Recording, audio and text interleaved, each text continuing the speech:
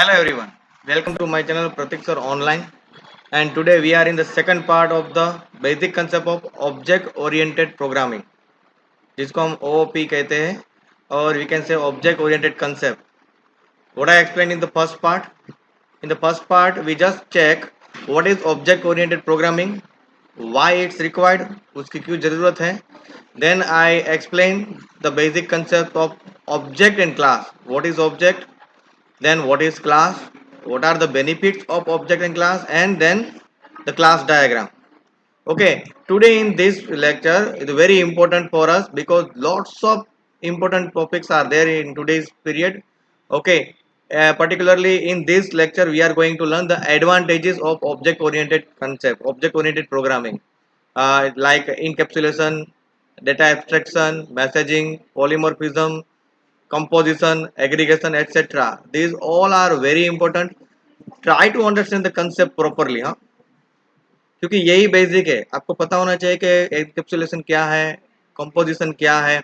मैं हर एक चीज को थियोरेटिकली आपको एक्सप्लेन करने की कोशिश करूंगा diagrammatically.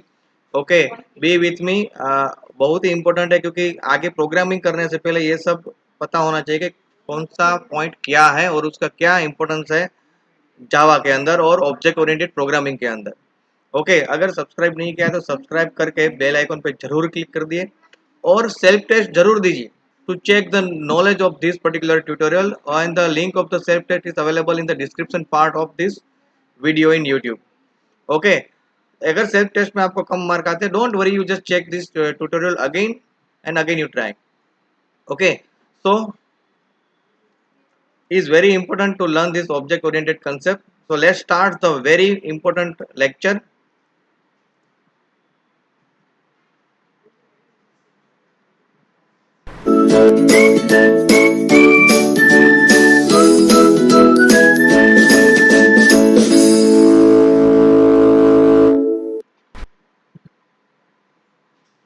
Okay, the very first part is the encapsulation. The very first advantage, or you can say the very first feature of the object oriented programming is encapsulation.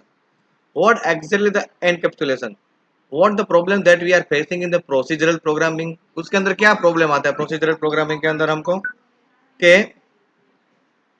the data can be altered by any of the component. क्योंकि आपको पता है कि procedural programming में data और method independently अलग तरीके से होते हैं. कोई भी जो है यूजर और डेटा को चेंज कर सकता है, मेथड को चेंज कर सकता है, यानी कि हैक कर सकता है. There is no protection at all in procedural programming. Okay, for the solution of this in object oriented concept, okay, there is a topic of encapsulation. This can be solved using the encapsulation. Here the data and method that manipulate the data are guarded against the modification and misuse by the other components of the program. Okay, यहाँ पे दोनों के दोनों data और method दोनों protected होते हैं, जिससे हम उसको मॉडिफाई नहीं कर सकते, उसका मिसयूज नहीं कर सकते without the permission. And this mechanism of providing the protection, okay, to the data and the method of the program is called encapsulation. Okay, so I repeat it again because to is very important to know this. Okay, so the data and method both are protected in object oriented programming, or you can say the Java. Okay, against the modification or misuse by other component of the program. एक ही programme का दूसरा कोई भी part उसको use नहीं कर सकता, उसको मॉडिफाई नहीं कर सकता. And this mechanism of providing protection to the data method, okay, of a program is called encapsulation. And this is possible by wrapping up data and methods into a single unit known as class. यानी कि in short अगर मैं आपको बोलूँ तो यहाँ पे data और मेथड एक ही छत के अंदर होते हैं, and that is called a class. Class diagram में भी मैंने क्लास बताया जहाँ पे डेटा भी होता है क्लास के अंदर और मेथड भी होता है. तो both are binding into a single unit and that single unit is called class. दोनों को एक साथ रखा जाता है एंड इज प्रोटेक्टेड प्रॉपरली. और एक क्लास का डेटा जो है वो दूसरा क्लास यूज नहीं कर सकता, वो सबके लिए प्रोटेक्शन अवेलेबल है, and that is called encapsulation. यानी कि एक ही प्रोग्राम के अंदर, सपोज एक ही जावा प्रोग्राम के अंदर एक कितने भी क्लासेस बना सकते हो. तो मगर एक क्लास का डेटा को दूसरा क्लास यूज नहीं कर सकता, वो सब प्रोटेक्शन अवेलेबल है इनकैप्सुलेशन से। Wrapping up of data and method into a single unit is called encapsulation, and through that only we get the protection of data and method. The private members of the class are not available directly to the outside world, यानी कि जो private है वो private है, ये हमारे real life के साथ कंपेयर करें तो जो प्राइवेट डेटा होता है प्राइवेट होता है, मेरा प्राइवेट है वो कोई दूसरा यूज नहीं कर सकता। दैट्स वाई यहाँ पर भी वही वर्डिंग यूज किए गए हैं। ओके, और जब अगर मुझे लगता है कि भाई मुझे अभी ये चीज किसी और को देनी है तो मैं वही चीज को प्राइवेट की जगह पे पब्लिकली रिलीज कर दूंगा। ओके, तो पब्लिकली रिलीज करने के बाद everybody is able to use. Okay, so that's why the you can say the encapsulation provides the data hiding capability. It hides the data, okay, towards the others, यानी कि दूसरे को मिलेगा ही नहीं तो कैसे यूज करेगा। Okay, so encapsulation keeps the data safe from unintended actions and inadvertent access by outside objects. Inadvertent access to outside objects means what actually this one the same thing is repeat, जैसे कि मैंने यहाँ पे कहा है उसको जब चाहे तब पब्लिकली रिलीज कर सकते हैं and is provide the data hiding capability. Okay, so I think is very clear. So what is encapsulation in short, अगर मैं आपको बताऊं तो इनकैप्सुलेशन में डेटा और मेथड दोनों को रैप करके रखा होता है, यानी कि एक ही जगह पे बाइंडिंग करके रखा बांध कर रखा होता है एक ही छत के नीचे, जैसे हम बोल सकते हैं एग्जांपल में, और उसको कहते हैं क्लास, और उसको आउटसाइड वर्ल्ड से हाइड करके रखा जाता है, यानी कि प्राइवेट मेंबर रखा जाता है बाय डिफॉल्ट, यानी कि एक ही प्रोग्राम का दूसरा क्लास भी उसका यूज नहीं कर सकता, अगर यूज करवाना है तो उसको पब्लिक करना पड़ेगा। तो ओके, तो encapsulation provide the data hiding capability. Okay, और उसी वजह से कोई भी उसको मॉडिफाई या मिसयूज नहीं कर पाएगा। These are the basic features of the object oriented programming, और इसी वजह से OOPs are more useful and the more powerful than the normal procedural programming. Now going ahead, the next one is the data abstraction. Data abstraction क्या है? Okay, is a process of representing the essential features of the objects without including the implementation details. मतलब क्या होगा? ठीक है, सिर्फ essential features को रखना है और how is going to implement that is hidden, okay, for other users. यानी कि काम हो रहा है वो आपको दिख रहा है मगर वो कैसे हो रहा है उसको हाइड करके रखेगा, वो है data abstraction. That means you are able to see the work is going on, but how is going on that you are not able to see. काम कैसे हो रहा है वो आप नहीं देख सकते, बस हो रहा है आपके सामने, आप वो देख रहे हो, मगर कैसे हो रहा है नहीं देख सकते, वो है data abstraction. It just shows the important points to you. Okay, आपको सिर्फ जो जरूरी चीज है वही दिखाएगा, उसके पीछे का जो प्रोसेस है वो आपको नहीं दिखेगी।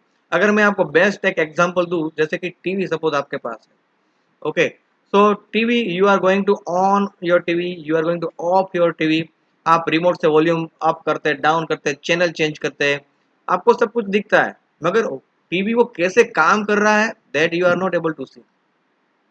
तो हाइडिंग द इम्प्लीमेंटेशन डिटेल, कैसे इम्प्लीमेंट हुआ उसको हाइड करके रखा, बस काम हो रहा है। Understand, the object oriented programming is widely use because due to the safety. Okay, और ये सेफ्टी का दूसरा सैंपल हुआ मेरे फीचर्स मैंने आपको दिया, एक एनकैप्सुलेशन में भी आपको सेफ्टी मिलती है और डेटा एब्स्ट्रैक्शन में भी सेफ्टी मिलती है। Okay, and it says what it does but not how it done. जैसे कि मैंने कहा आपको काम हो रहा है, कैसे हो रहा है वो आपको नहीं पता चलेगा, और जैसे कि मैंने आपको टीवी का एग्जांपल दिया। ठीक है, and data abstraction is a technique that relies on the separation of interface and implementation. Interface को अलग रखता है और इम्प्लीमेंटेशन को अलग रखता है। आपको जो दिखेगा वो इंटरफेस दिखेगा, इम्प्लीमेंटेशन यूजर नहीं देख पाएगा। And it provide the skeleton or templates for our use. Okay, the system hides certain details of how data is stored.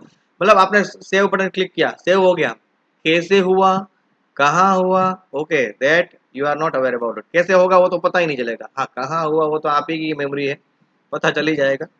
Okay, तो वो सब डिटेल्स को हाइड करके रखता है, यानी कि कोई उसका मिसयूज ना कर सके, कोई उसको एक्सेस ना कर सकते। Okay, created and maintain all that is visible to the rest of the world is the abstract behaviour of the data type. मतलब वो किस तरह से काम कर रहा है वो नहीं दिखेगा, बस कैसा दिख रहा है, बिहेवियर क्या लग रहा है, वही आपको पता चलेगा। ठीक है, details of how that behavior is implemented are hidden, so they can be changed as per the need without impacting the others. So I think it's clear। अगर मैं आपको इन शॉर्ट बोलूँ तो आपको ध्यान ये रखना है कि डेटा एब्स्ट्रैक्शन है क्या। वो सिर्फ मेन चीज को आपको दिखाएगा, यानी कि काम दिखाएगा, मगर वो काम कैसे हो रहा है वो आपको नहीं दिखाएगा। Okay, how they are doing that you are not able to see is hidden from the outside world, यानी कि दूसरों को वो नहीं दिखाई देगा, सिर्फ मेन चीज दिखाएगा, बाकी की इंटरनल डिटेल्स हाइड करके रखेगा। Data abstraction. Okay, so now we going ahead and the next one is the difference of encapsulation and data abstraction। not dara is a data extraction, यहाँ पे data abstraction। so basic difference between data encapsulation and the abstraction is encapsulation protects data by making them inaccessible from outside, उसको बाहर की दुनिया से access ही नहीं करने देगा। And abstraction enables to represent data in which implementation details are hidden. Okay, abstracted, दोनों में डिफरेंस क्या है कि मान लो कि इनकैप्सुलेशन में जो डेटा है वो दूसरा कोई यूज एक मतलब बाहर की दुनिया वाले लोग जो है, यानी कि बाहर के क्लास वाले कोई भी उसको एक्सेस ही नहीं कर सकता, यूज ही नहीं कर सकता। जबकि एक्सट्रैक्शन में क्या है, एक्सट्रैक्शन में एब्स्ट्रैक्शन में आपको जो मेन चीज है वो दिखाई जाएगी, only the implementation details are hidden. ठीक है, हाइड करके रखा, वहां पे तो एक्सेस ही नहीं करने दे रहा, ये उसका डिफरेंस रहता है मेन। ठीक है, now the next advantage and the benefit is the messaging. In object oriented terminology a call to a method is referred to a message, a call to a method is referred to as a message। that means object only is responsible to call any method, कोई भी दूसरा उसको call नहीं कर सकता है। अगर class के अंदर एक मेथड मैंने बनाई हुई है तो मेथड को यूज करने के लिए उस क्लास का एक ऑब्जेक्ट बना हुआ होना चाहिए, और वो थ्रू वो ऑब्जेक्ट ही मैं वो मेथड का यूज कर पाऊंगा। तो who is going to call a method, call मतलब बुलाना, हम बुला रहे हैं जैसे कि हेलो। ठीक है, हेलो अंकुर, तो मैंने अंकुर को बुलाया है, यानी कि कॉल टू ए मेथड, यहाँ पे मैं किसको बुला रहा हूँ, मेथड को बुला रहा हूँ। तो call to a method is refer to as a message, वो मैसेज पास करेगा, उसको कॉल करते हैं।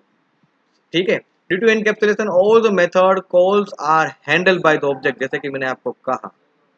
ठीक है, ऑब्जेक्ट से ही मेथड कॉल की जाएगी, ऐसे ही हम नहीं कर सकते। बाकी का हम प्रोग्रामिंग में देखेंगे नेक्स्ट चैप्टर में। Okay, B with me and B with my channel, ऐसे ही मैं उसको और ट्यूटोरियल्स बना रहा हूँ और आपको दे रहा हूँ। ठीक है, now the next one is the polymorphism, that is very important. Polymorphism means many form, polymorphism means many forms, यानी कि एक से ज्यादा फॉर्म। Okay, there may be different forms of a single method और ऑपरेशन।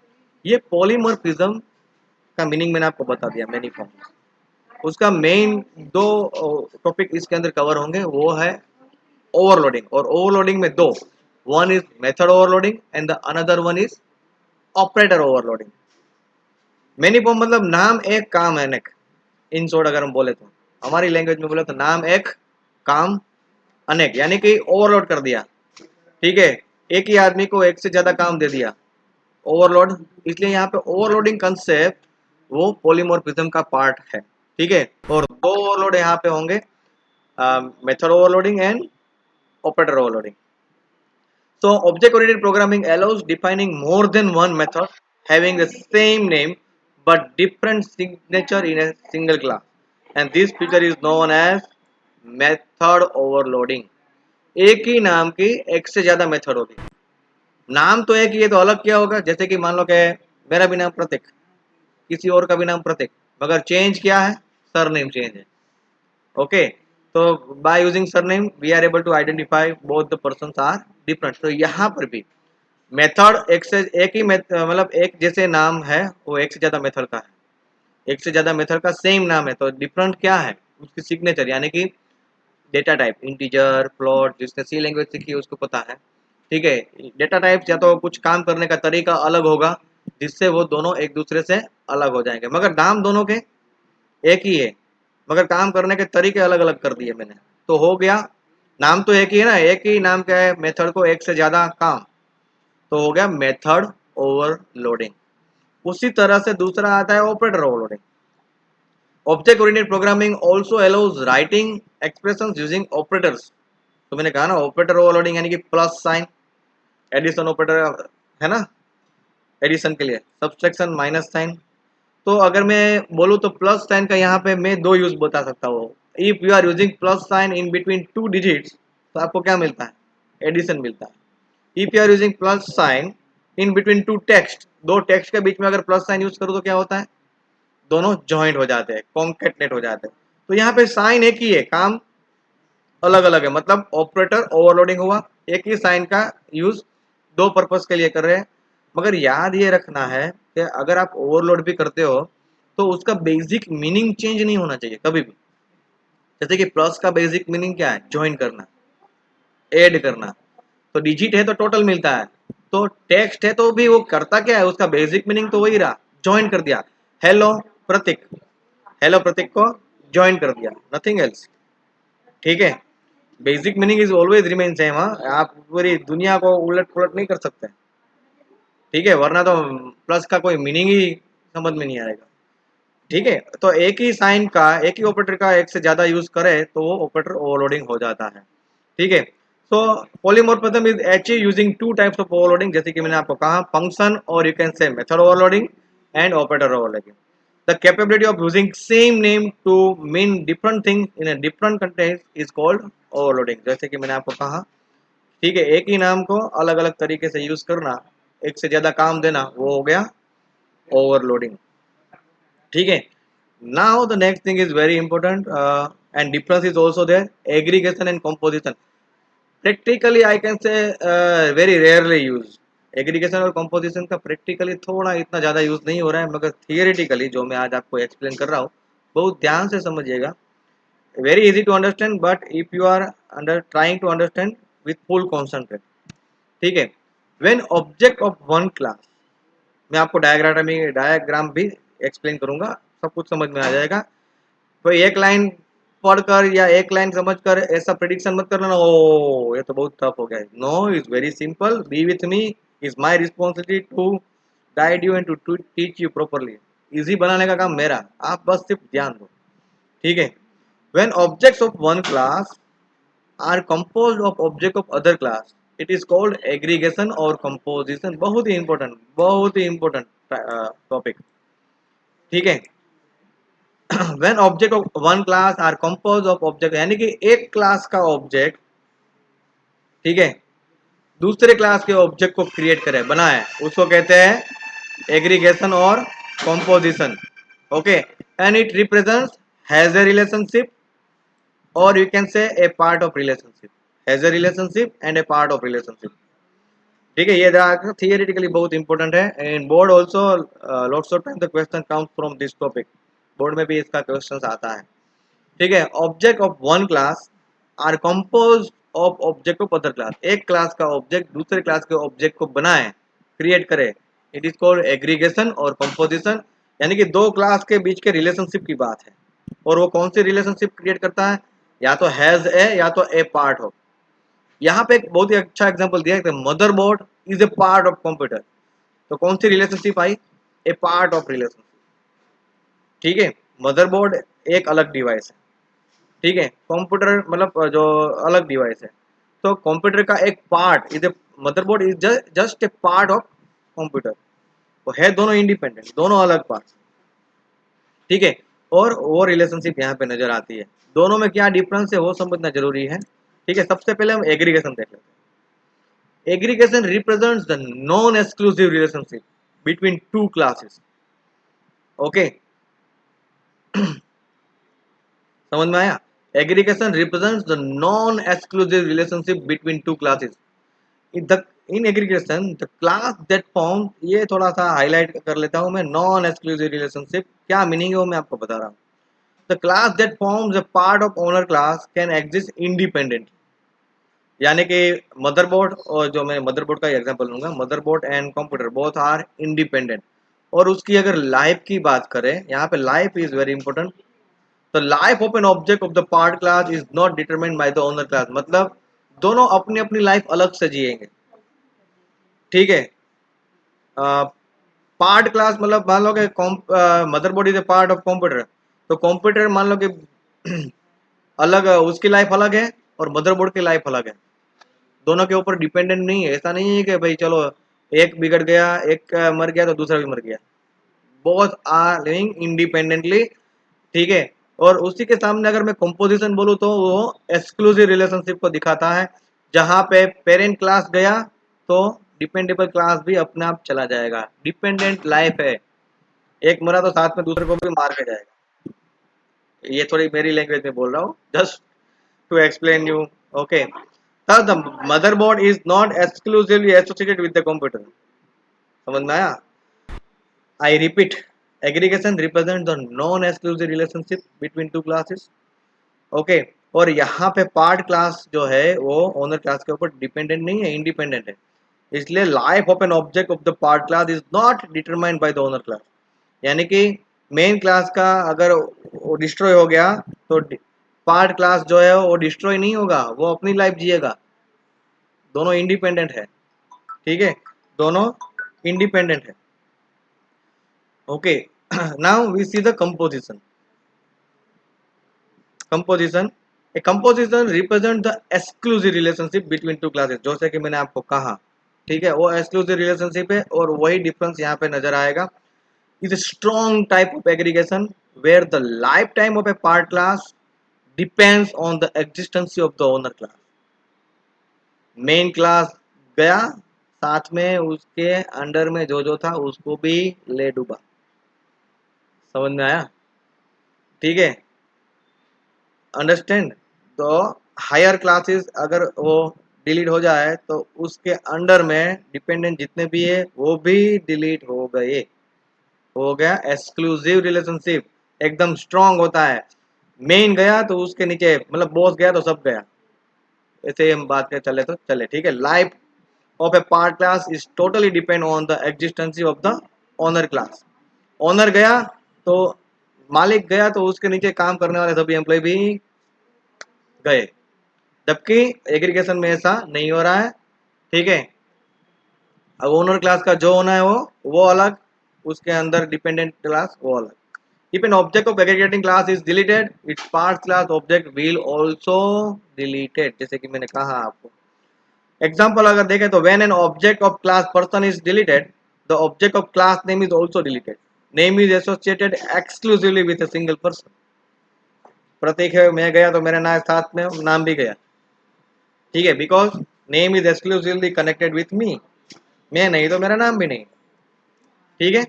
तो composition relationship are represented using the filled diamond. एक diamond shape होगा, डायग्राम में आपको बता रहा हूँ, बी विथ मी। एक फील्ड डायमंड, फील किया हुआ डायमंड होगा, this is a symbol of aggregation, sorry composition. और एग्रीगेशन का सिंबल कैसा होगा, एम्प्टी डायमंड, डायमंड होगा मगर उसके अंदर कोई कलर फिल किया हुआ नहीं होगा, empty diamond is a symbol of aggregation and filled diamond is a symbol of composition. Now we see in the diagram. देखो यहाँ पे ये एक पर्सन क्लास है, यहाँ से बहुत ध्यान से समझने की कोशिश करना। देखो ये फील्ड डायमंड है, दैट मीन्स कंपोजिशन हुआ। और ये ब्लैंक डायमंड है, empty diamond, that is called aggregation, okay. यहाँ पे नेम पर्सन क्लास जो है वो एक ऑब्जेक्ट ले रहा है नेम क्लास में से। देखो यहाँ पे नेम है ना, a name is a type of name, और नेम क्या है, वो एक क्लास है। Same way a double d r is a type of address, और एड्रेस क्या है, is a name of another class. तो ध्यान से यहाँ पे देखो, तो this person and a name are exclusive related with each other, composition है ना। तो अगर मैं यहाँ पे नेम पर्सन क्लास को हटा दूं तो नेम क्लास भी चला जाएगा, यानी कि एक यहाँ पे जो क्लास दूसरे और क्लास के ऑब्जेक्ट का यूज कर रहा है उसको कहते हैं एग्रीगेटिंग क्लास। बी विथ में, ध्यान से सुनो, the class that contain the object of other class, क्योंकि ये नेम क्लास यहाँ पे ना ये उसका ऑब्जेक्ट है। The class that contain the object of other class is called aggregating, यानी कि पर्सन एग्रीगेटिंग क्लास है। और जो क्लास जो है जिस क्लास का यूज दूसरा क्लास कर रहा है उसको कहते हैं एग्रीगेटेड, यानी कि नेम और एड्रेस दोनों एग्रीगेटेड हुए। ठीक है। अभी यहाँ पे देखा relationship between class person and class name is composition relation, where relationship between class person and a class address is aggregation relationship. Address may be shared by more than one person, so when person is deleted, okay, the corresponding name object is deleted but address cannot be deleted. ये अगर मैं ये class को हटा दूं, ठीक है, अगर ये क्लास को हटा दूं तो नेम डिलीट हो जाएगा, तो नेम भी डिलीट हो जाएगा, मगर उसका एड्रेस डिलीट नहीं होगा, क्योंकि हो सकता है उस घर में कोई दूसरा रहने आए और एड्रेस को मैंने 10 लोगों को दे दिया है। Okay, understand. तो ये एक्सक्लूसिव रिलेशनशिप है यहाँ पे इन दोनों के बीच में, तो पर्सन गया तो नेम भी गया, मगर इन दोनों के बीच में नॉन एक्सक्लूसिव है, एग्रीगेशन है, तो पर्सन के जाने के बाद एड्रेस डिलीट नहीं होने वाला। I think now is clear. And what is aggregating? ठीक है, जिस जो क्लास दूसरे क्लास का ऑब्जेक्ट यूज करता है वो एग्रीगेटिंग, और जिस क्लास का ऑब्जेक्ट दूसरा क्लास यूज कर रहा है वो एग्रीगेटेड। उसका भी यहाँ पे डायग्राम में एक्सप्लेन कर देता हूं मैं। The class that contains object of other class, या पर्सन क्लास है वो दूसरे क्लास का ऑब्जेक्ट ले रहा है, नेम का भी ले रहा है, एड्रेस का भी ले रहा है। The class that contains the object of other class is known as owner class. ये जो पर्सन क्लास है उसको ओनर क्लास भी कहेंगे, वॉल क्लास भी कहेंगे और एग्रीगेटिंग क्लास भी कहेंगे, तीनों same. The class that contains the object of other class, यानी कि जिस क्लास के अंदर दूसरे क्लास का ऑब्जेक्ट है उसको हम ओनर क्लास भी बोल सकते हैं, वॉल क्लास भी बोल सकते हैं और एग्रीगेटिंग क्लास भी बोल सकते हैं। while in the other side, the class that is contained in owner class is known as subject class और पार्ट क्लास और एग्रीगेटेड क्लास, यानी कि नेम और एड्रेस क्लास की मैं बात कर रहा हूं। जो क्लास ओनर क्लास के अंदर अवेलेबल है, ओके, उस क्लास को हम सब्जेक्ट क्लास भी कह सकते हैं, पार्ट क्लास भी कह सकते हैं और एग्रीगेटेड क्लास भी कह सकते हैं। ये थियरी बहुत बार आ गई है कॉलेज के एग्जाम में भी, स्कूल की एग्जाम में भी, तो बहुत ही ध्यान से समझ में आना जाना चाहिए। अच्छा ठीक है, आ जाना चाहिए आपको। यानी कि जिस क्लास का नाम कोई दूसरे क्लास के अंदर है वो एग्रीगेटेड है, पार्ट क्लास है और सब्जेक्ट क्लास है, और जो क्लास के पास दूसरे क्लास है उसको एग्रीगेटिंग और ओनर और वॉल क्लास कहते हैं। यहाँ पे हमारे पास पार्ट क्लास, सब्जेक्ट क्लास और एग्रीगेटेड क्लास दो है, नेम एंड एड्रेस, और ओनर क्लास और वॉल क्लास और एग्रीगेटिंग क्लास एक ही है, person class. So today we keep up to this only. एक मेन टॉपिक रह गया inheritance, but for that also I need 10 to 15 minute to explain, इसलिए वो टॉपिक ये ट्यूटोरियल में रहने देता हूँ। बी विथ मी, आगे और भी इम्पोर्टेंट लेक्चर्स ऑब्जेक्ट ओरिएंटेड के और जावा के आने वाले हैं। Don't forget to give a self post of this video. Knowledge check करना बहुत ही जरूरी है। After that you click on like button and post a comment about the performance of this tutorial. Okay, all the best. Thank you.